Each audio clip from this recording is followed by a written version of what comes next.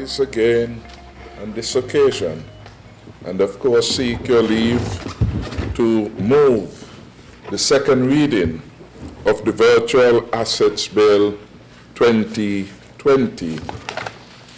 This is of course an important bill. It represents part of the long-term plan of our Team Unity administration to lead St. Kitts and Nevis into modernity and to refurbish its reputation as a responsible member of the international community. In my view, this bill falls well into our program to make St. Kitts and Nevis safer and deliver a better and brighter future for the people of this beautiful country.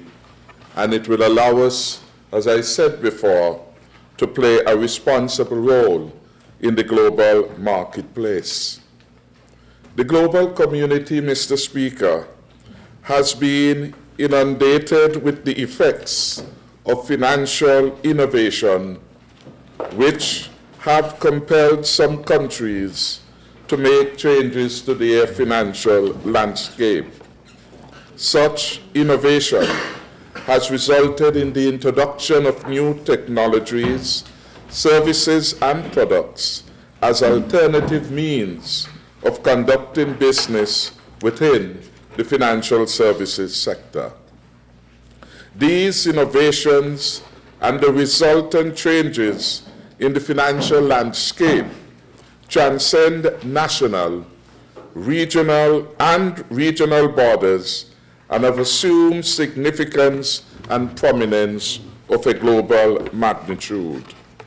In recognition of this fact and the interests of persons in digital currencies, in recognition of this fact, Mr. Speaker, the interests of persons in digital currencies has been heightened.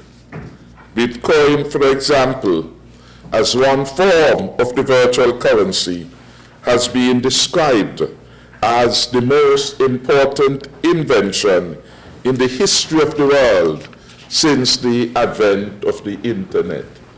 And we may well recall that some time back, there was a report in the media that there was an attempt to establish a Bitcoin ATM machine in St. Kitts and Nevis.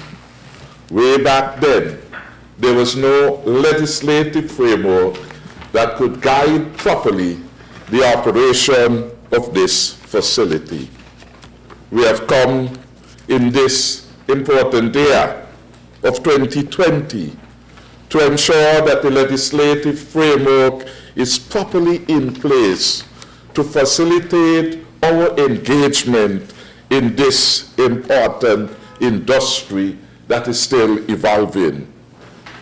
Mr. Speaker, whether it is the blockchain, the Bitcoin, or crypto assets or virtual assets, the commonality is the use of financial technology to swiftly transfer value around the world and expedite the advent of what the governor of our central bank has been describing as the cashless society. The fast evolving blockchain and distributed ledger technologies bring advantages of speed, of economy, because it's relatively cheaper, ubiquity, and anonymity with respect to their use. They bring new job opportunities also. As with any other industry, the creation of a new industry will bring and require a certain skill sets to accompany and to facilitate that. So we expect new jobs and persons who are savvy, technologically wise, would have an advantage in this new sector of engagement. Since the advent of the blockchain some 10 years back, virtual assets around the world have increased in volume, in their availability, and their use in the payment system. One of the main challenges, though, as with other financial evolutionary initiatives, is how to provide for efficient alternatives to classic financial products and thus improve opportunities for financial inclusion. This is a challenge that occupies the thoughts of policymakers across the world, as well as policymakers right here in the Federation of St. Kitts and Nevis, and of course within the Currency Union. We are eager to embrace these innovative alternative financial products and services here in our jurisdiction. We are also mindful of the need for us to act responsibly. According to the Financial Action Task Force,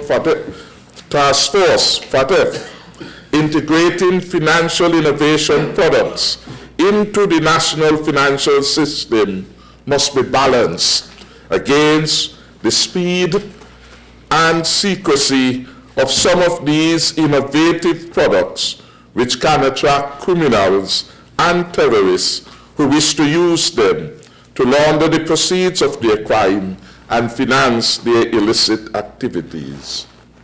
The FATF has issued global and binding standards to prevent the misuse of virtual assets for money laundering and other illicit activities. FATF rules come in place when virtual assets are exchanged for fiat currency and are transferred from one virtual asset to another. The rules will ensure transparency of virtual asset transactions and prohibit illicit funds from entering the cryptosphere. Mr. Speaker, from both the global and domestic perspective, it has therefore become necessary to ensure that the appropriate mechanisms are put in place to reduce the possibilities of exploitation of these innovations for money laundering and related illicit activities. In this regard, we come today, as we have come in every parliament, to ensure that St. Kitts and Nevis is not left behind. In this particular case, and in the context of the Virtual Assets Bill, it is to ensure that our beloved country and our people are not left behind in financial evolutionary products and services. As we play our part, however, it is the government's duty to ensure that we do so responsibly. We must do so responsibly in light of recent history, that in 2014, the U.S. Treasury Department issued a FinCEN advisory against the Douglas administration mismanagement of the financial system. And in that advisory of 2014, we hear reverberating and resonating each time the participation of illicit actors in the financial space. So we are certain that we will not go back there.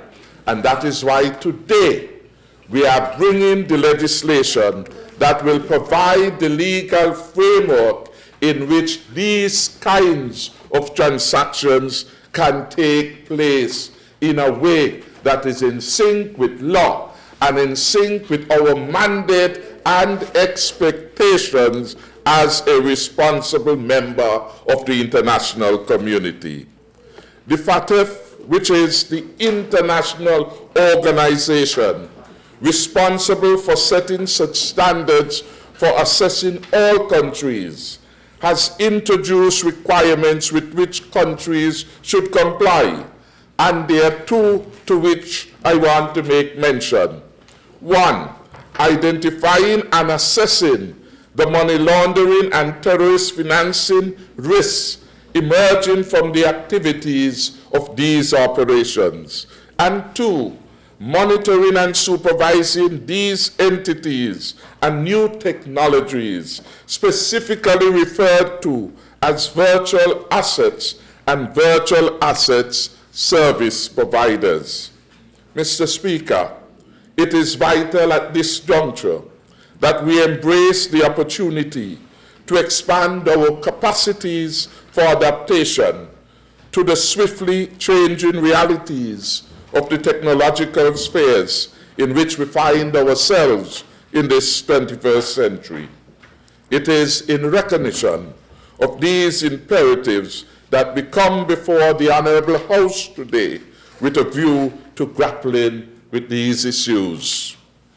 Thankfully, Mr. Speaker, the Eastern Caribbean Central Bank has provided valuable assistance to member states of the Eastern Caribbean Currency Union, ECCU, through the provision of model legislation.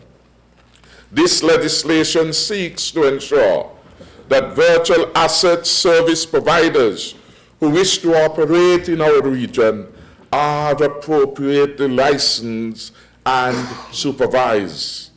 Without regulation and oversight, the sector will be vulnerable to fraudulent manipulation and become pawn of illicit actors.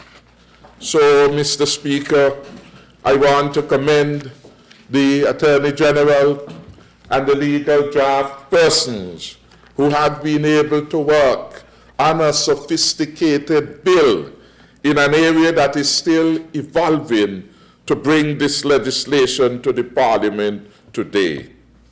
This bill, Mr. Speaker, provides specific definition for the term virtual assets, and the definition incorporated in the bill bear close replica to what is found in the FATF recommendations. I think it may be recommendation 15. What is a virtual asset? The definition is found in the interpretation clause of the bill. Virtual asset means a digital representation of value that can be digitally traded or transferred and can be used for payment or investment purposes and does not include digital representations of fiat currency such as the ECC dollar or security. And it goes on to give other definitions of merit with respect to the particular legislation.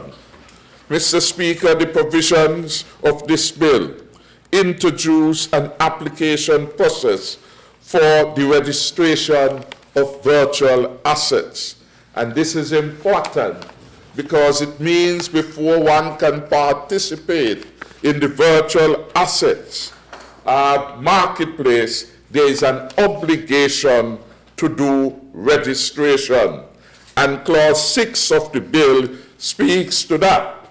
A person who intends to provide virtual asset business shall apply to the authority, and the authority in this regard is the Financial Service Regulatory Authority, established under Section 4 of the Financial Services Regulatory Commission Act.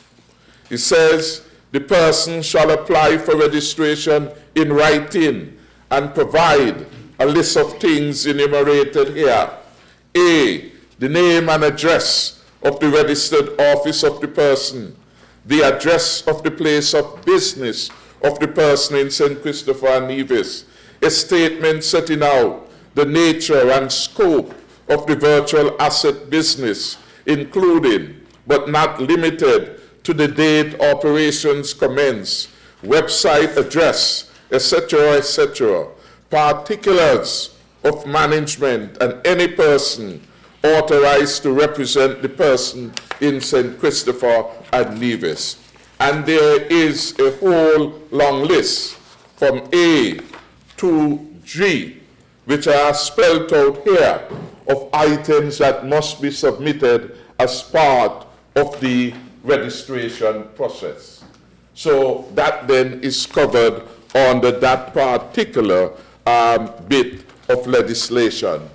And I go back to the efforts in the past to establish a Bitcoin ATM machine of sorts. And one of the questions which the central bank could not answer were what rules regard that.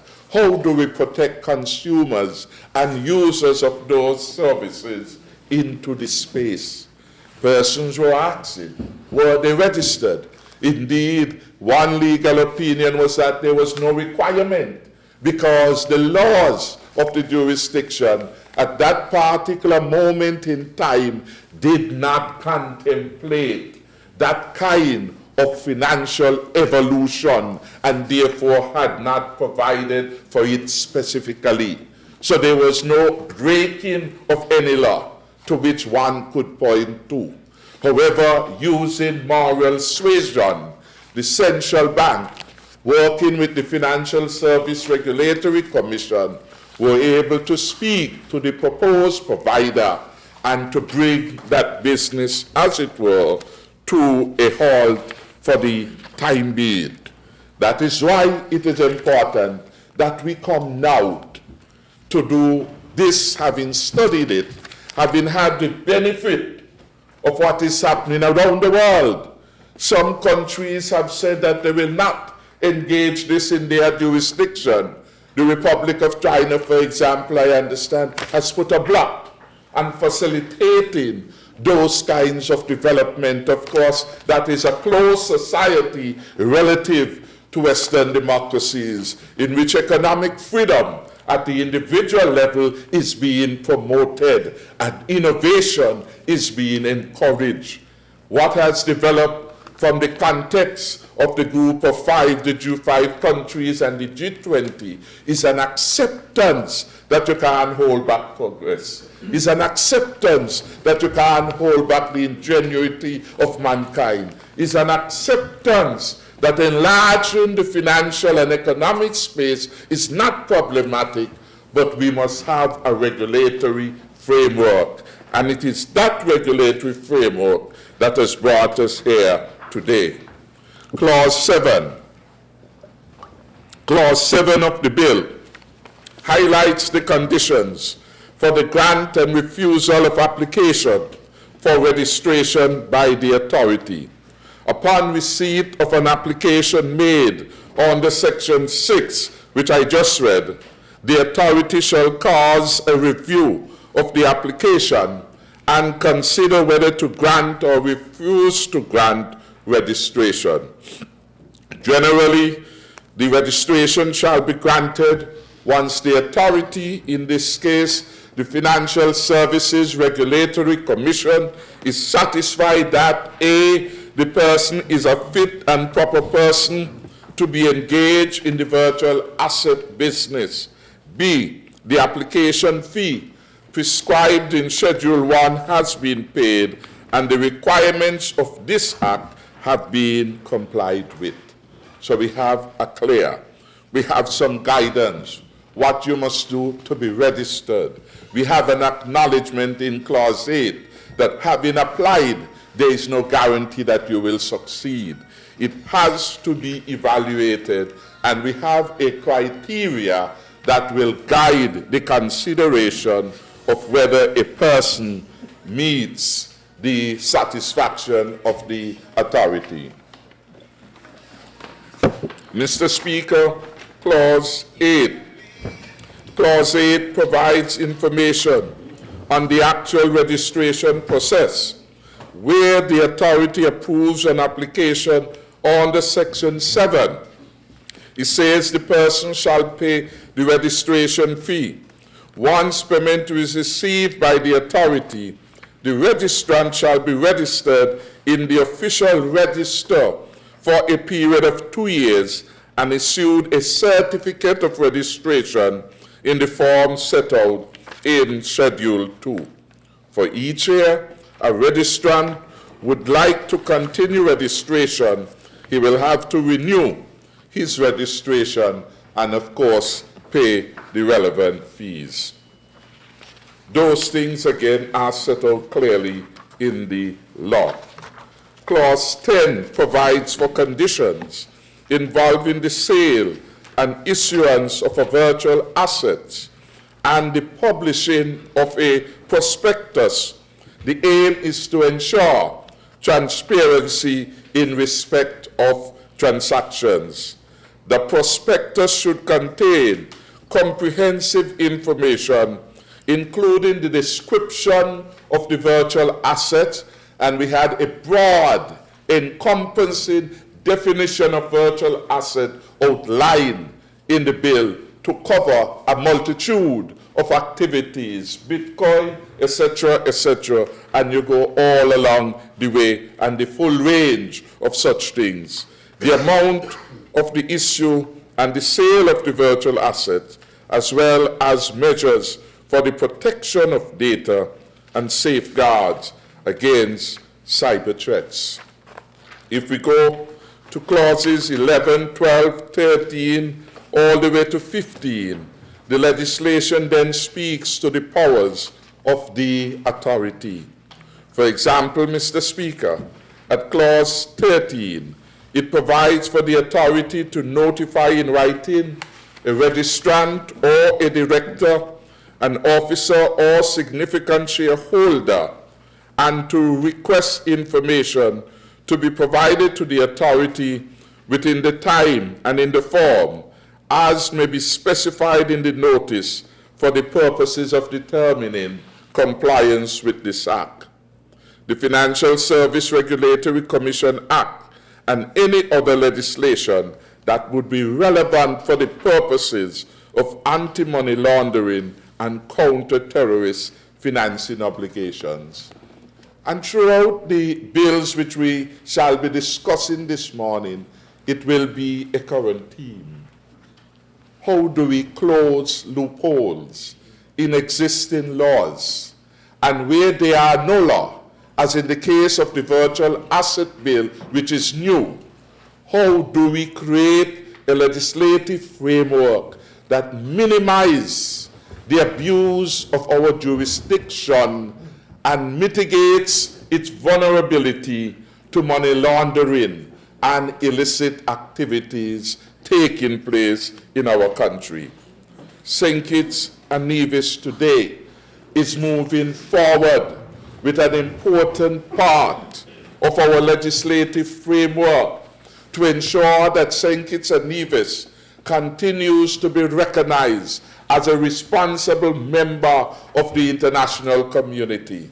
It is moving forward with legislation and virtual assets because we recognize that this is part of the future landscape and we wish to be included in transactions and development that will impact this critical sector. Unlike some jurisdictions which have said no to this kind of engagement, we understand this as part of the broadening of the financial and economic freedoms of our people, and we want them to be able to participate. We see tremendous opportunities, and we are hoping that we could move forward in a legitimate way, in a legal way, in a way which conforms to the international expectations as outlined by the Financial Action Task Force, FATF, in its recommendation in this critical sector. Clause 15 of the bill specifies the conditions for revocation and suspension of registration. The authority may, if necessary, suspend or revoke registration by giving 10 days written notice to the registrant. It is also important to note, Mr. Speaker, that the bill provides for the minister to consider the recommendation of the authority and to make regulations to give effect to the provisions of this Act. So we have the parent legislation, and subsidiary legislation will become necessary to further support the operationalizing of this Act, which gives us now the legal authority to move forward in the virtual asset marketplace and be a credible participant in this endeavor. This is part of the broadening of the fiscal and economic space for St. Kitts and Nevis. A small country like St. Kitts and Nevis will perhaps always be constrained in areas of manufacturing because we are limited in terms of space, in terms of demand, in terms of our ability to go across international borders, having regard to health and sanitary regulations that are imposed in such a way as to restrain us. As we have done excellently in the area of financial services for a very long period of time, as we have been doing excellently in the realm of tourism, where for the last 2 years we have recorded for the first time in our history 1 million+ passengers visiting our jurisdiction. And St. Kitts and Nevis has become the country to watch in the context of tourism development. So much so that someone issued a challenge that they will toast St. Kitts and Nevis by development of their tourism. We have become the country to which you look to for guidance, for leadership, and for performance. And my hope, Mr. Speaker, in bringing this legislation, that we will work with all the stakeholders, all of our citizens, all people with an interest in this, to ensure we have the best bill that facilitate the easiest form of registration, of participation, and yet keep the standards sufficiently high so that when those powers that we come to do the assessment, they will not find us to be weak in terms of our legislation or in terms of any aspect of our compliance. And so, Mr. Speaker, I feel very pleased that the Team Unity administration has come forward with this bill, and we are setting up the guidelines to advance the development of virtual assets in the country.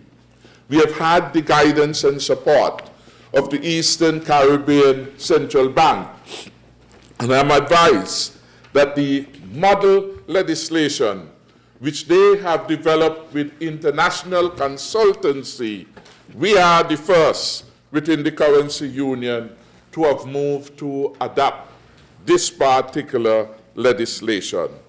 So this government shows that it is forward thinking and that it is setting the stage for the further development of the financial services sector here in the Federation, while at the same time ensuring that we put in place an adequate legal and regulatory framework.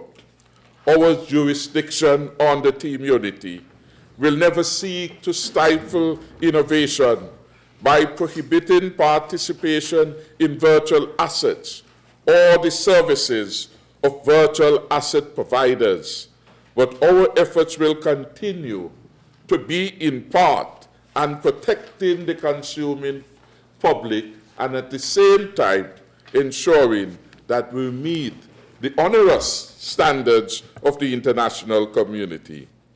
Mr. Speaker, the bill will ensure that each provider participating in virtual asset services are subjected to a registration and supervisory regime which will allow for compliance with existing anti-money laundering and counter-financing of terrorist activities in the context of our jurisdiction.